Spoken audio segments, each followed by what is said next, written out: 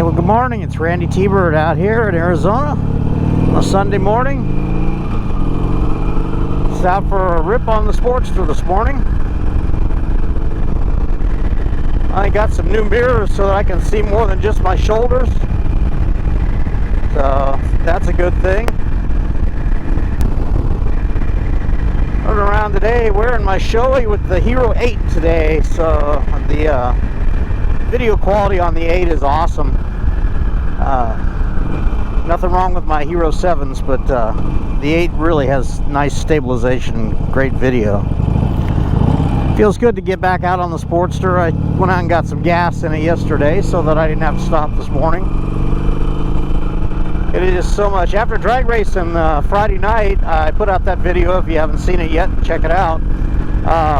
On the Street Bob. My God, this thing feels small. But Friday night was a lot of fun. And my buddy Brent has got a hot rod street glide with cams in it and some hot rod stuff on it, and I stayed with him most of the night. I actually beat him one night. He got a little one run. He got a little squirrely off of the starting line, but my bike would spin the rear wheel, but it would just hooked up and go. So all my runs were really consistent, except for my first one, which I got an absolute terrible reaction time. But then I figured that out, and I suppose you have to do this stuff more than once every couple of years to get any good at it. So anyway, it was just all for fun and bragging rights, and it's the first head-to-head race I've won here since I've started doing any drag racing in the recent years, and so I feel pretty good about that. And considering the bike is basically stock with slip-ons, it does pretty good for me and my old slow reactions, and I am no lightweight, so never been accused of being a jockey, so you know. Anyway, it was a lot of fun. I got into the 13.6 to 13.8 range, and not quite 100 miles an hour in the quarter, just shy of that. 99.8 was my best run. I saw on the Speedo, I saw 102, but you know, the official time is the official time, so that's what it is. I'm going to say it's 100 miles an hour. 99.88 is about as close as you're going to get. So I'm a pretty big wind obstacle, so maybe if I was a little smaller I could have hit that magic 100 miles an hour, but still pretty fast in just a short distance. It's amazing how long you wait an hour to run, and then you get blast down there in, you know, 13 and a half seconds, and 13, not quite 14 seconds, and you're done. It's pretty wild, you know. People are afraid to drag race. It's really not a whole lot different than just blasted from light to light, you know, longer light, except that you're not going to get arrested for doing it. So anyway, that was a lot of fun. I enjoyed it, and it was a good evening. Anyway, just out for a ride on Sunday. It's a nice morning. It's already almost 80 degrees. It's only 9 o'clock. It's going to be a warm one today. But out without my leather today for first time in a while.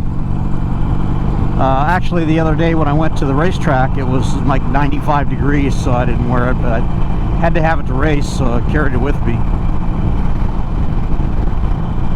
Anyway, it'll be that way pretty soon.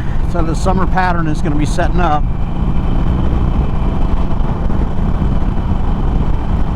Enjoying the Sportster. I don't know if any of you have got a chance to see the new Harley Sport Touring models, the Road Glide, the Street Glide, and I haven't seen one of the Lowrider STs yet. I don't think that they're out yet. I've seen a couple people have test ridden them and whatever, but some of the more privileged YouTube influencers, let's call them, have had them. So, and V-Twin Visionary has got one apparently to work with. God, you got a great life there, Jeff Holt. So, you know, your show's going to be through Phoenix in a couple of weekends, so I'll probably come down and check that out. I didn't get to make it to the one last year, but so it's been a busy weekend from yours truly. I had to work half a day yesterday, and after being out late at the races, kind of wore me out. In the afternoon, went and did some things, and a little bit of messing around the house, and messing around with the bikes, and sat around and just decided yesterday evening I was going to sit around and just drink beer until I was tired enough to go to sleep. So that's what I did, and sat outside and watched the sunset. A beautiful sunset yesterday here in Mesa, Arizona, and must be some clouds coming in tonight. May rain tomorrow, they're saying. The temperature's going to drop, but that's that time of year. And March and April we get, you know, variable weather. Usually a lot of wind in April, but, and then you get, April's really a great month, and early May is good, but it can be 100 plus degrees anytime in May. I mean, like the first official 100-degree day is right around May 17th, I'm told. But I've seen it. I actually moved several years ago the last weekend of May, and it was 109 degrees the first day, 111 degrees the second day, and then of course when I was done moving it dropped back into the 90s. So but, that's brutal if you're ever moving in that kind of heat, and folks who live around here know how that is. So if I got to move these days, I try to do it in November or December, because it's a lot cooler and it's work. But the last time I moved, I hired some people to haul all the heavy stuff, and I think that may have actually saved my life. But I still took like 15 or 20 loads out of my house with my truck and trailer. But it's amazing how much stuff you can cram into a 900 square foot house, you know. But and then the thing about it too is that I moved into a larger house and the stuff didn't fit. So that's a weird anomaly. But anyway, got that sorted out, got the garage added on, and got a little storage, and I'm pretty comfortable now. I've got 2 bikes and 2 quads in my garage, so it's a bit of an obstacle course to get in and out, but that's all right. I walk out there, I smile. Hope the weather's getting better where you're at, and I guess at least in the southern part of the United States, the weather's getting pretty good.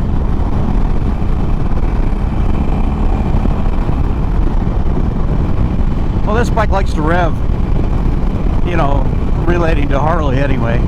It's I'm running around, I was going nearly 80 miles an hour, allegedly, and it was 4,000 RPM in 4th gear. I just realized I had another gear left.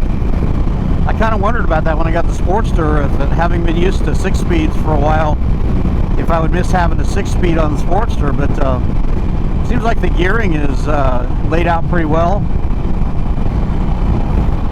It's enjoyable, and with the rubber mounted motor on them now, I know I've talked about this before, but they're a lot smoother than they used to be. I mean, they're day and night smoother than they used to be.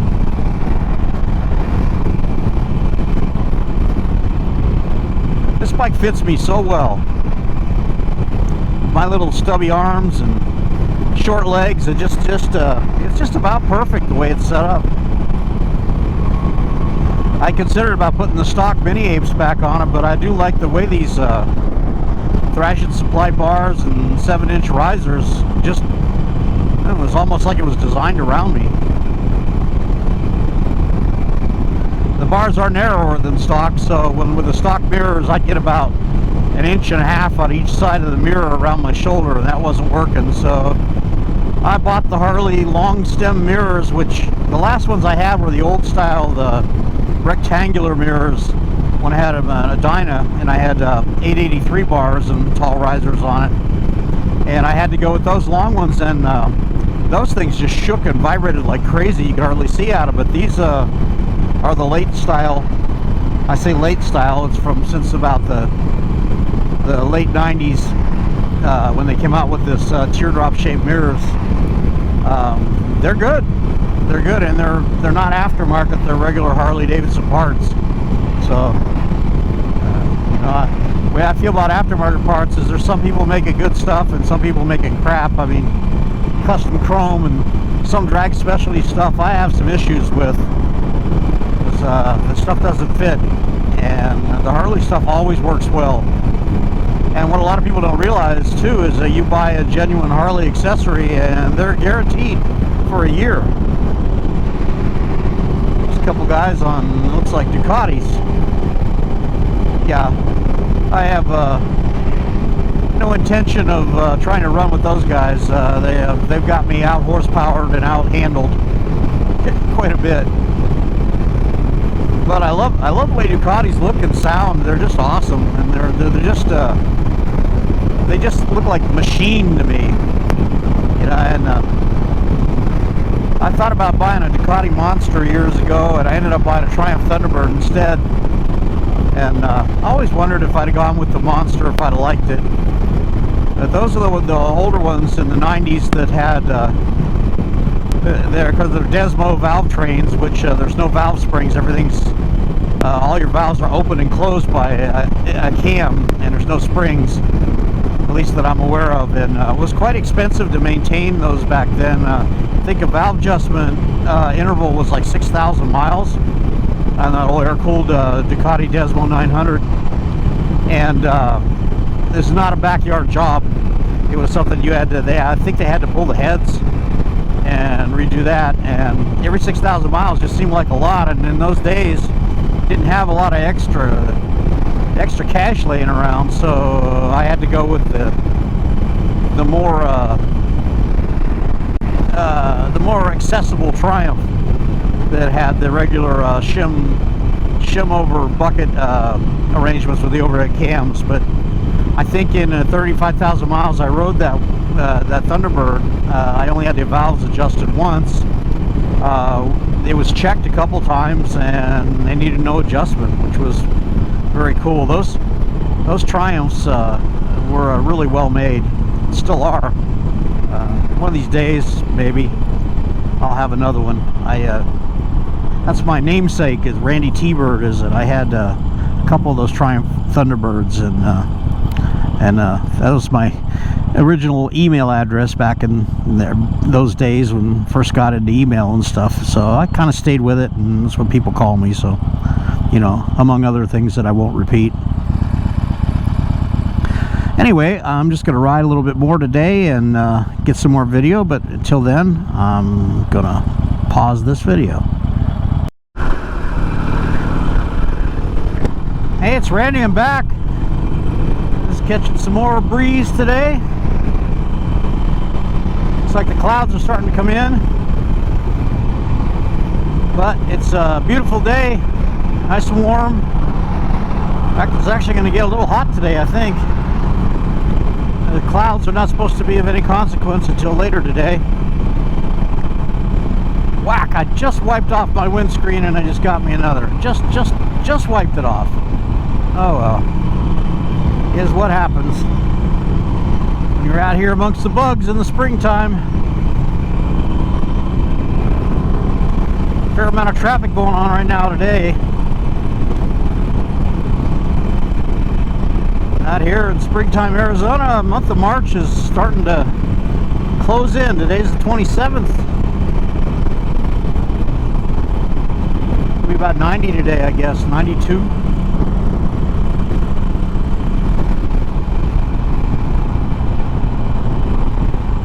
Again, out on the Sportster today, just enjoying the simplicity of this beast.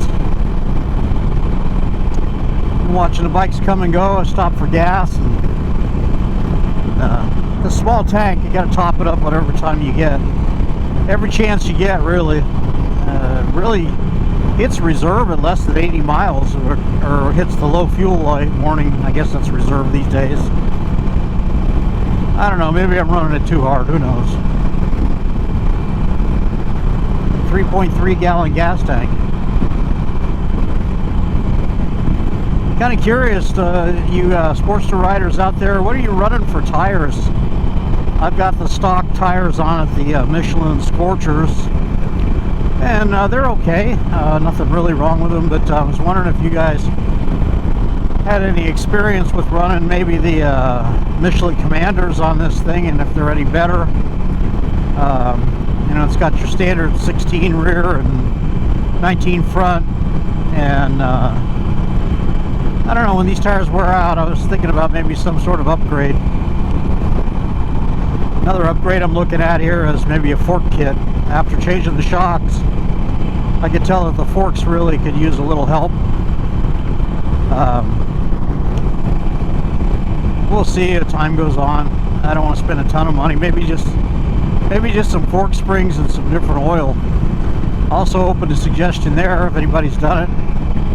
I'm not a light person. I'm 240 pounds, so I do need the extra viscosity probably. The front end isn't terrible. It's not real responsive. It's very basic front end. I'm sure it's just shims and not cartridge or anything. Maybe some Racetech cartridge drop-ins would be cool. I had some of those on Triumph one time, and they really changed things. So maybe I'll try that cartridge. Anyway, all in good time. You know, I do like tinkering with my bikes.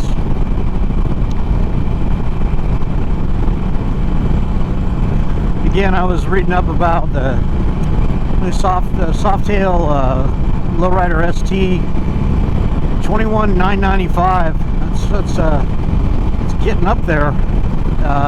Cheaper than a bagger, but just wondering what they're gonna be like. I haven't actually seen one in the metal yet, so you know, and I don't think I could really afford to do that, and I don't know, it seems like an interesting bike. I think that they kind of owe Matt Laidlaw some credit for the one that they did that they called the Coastal Glide that they built for the Battle of the Kings here, that won the whole thing. That was really a cool bike, and he's got a good thing going up there at his dealer out in the LA area somewhere. Never been there myself, but I watch his videos and look at his builds and some of his employees' builds, and they definitely got some talent over there. But and I like watching his travel videos. As someone who doesn't get out to travel much, it's kind of nice. Gives me ideas of where to go. Although I don't think I'd want to do Death Valley in the summertime like they did. So pretty hot. I mean, I live in Phoenix, Arizona, so I know about hot, but I also know that Death Valley is even hotter. So the wintertime, I guess, is when you want to go there. I would like to see it. I would like to see Death Valley. I was close to it last year and went to Tahoe, but my wife's not a big fan of the desert, so I didn't take that side trip. Besides, we saw plenty of desert in Nevada, northern Nevada, or some south, I don't know where it was. It's out in Nevada, north of Vegas. Man, the bugs are bad today.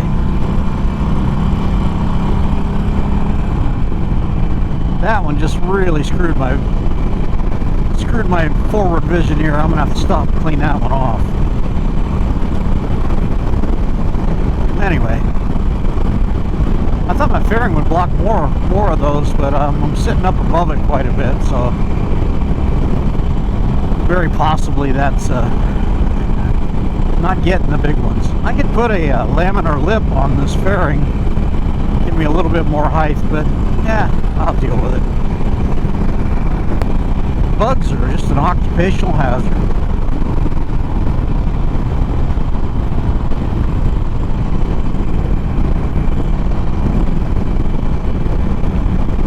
Really, weather's really nice today. Still some coolness to the air, but it's not cold enough for a jacket. Never really cared much for those mesh jackets. Long sleeve t-shirt's good enough. My leather's got these vents in it, pretty good sized vents in it you can open up, and that helps, but when it gets warm enough out here, it just really is the same. You're just wearing a jacket when it's hot. That's what it comes down to, no matter how many vents you got.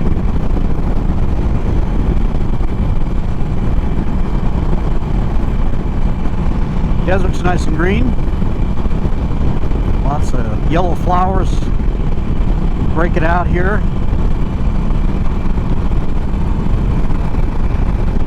Purple flowers on the side of the road. There's a butterfly that got me.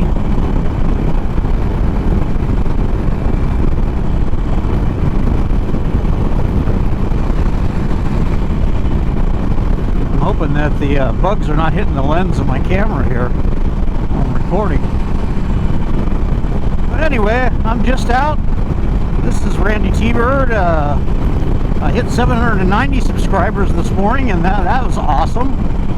It's really growing. I had quite a few last month, and things tend to be growing and getting a lot of views and everything, and I really appreciate that. I'm humbled by that. And if you haven't subscribed, please do. It's free and painless, very easy, and if you want to be notified, hit the bell icon and you'll be notified. I do videos usually one a week, sometimes two, and I'm open to suggestion and open to your comments. I love reading your comments. I love talking to people from around the world and around the country. You know, please subscribe, share, tell your friends. Appreciate it. This is Randytbird. I will talk to you again.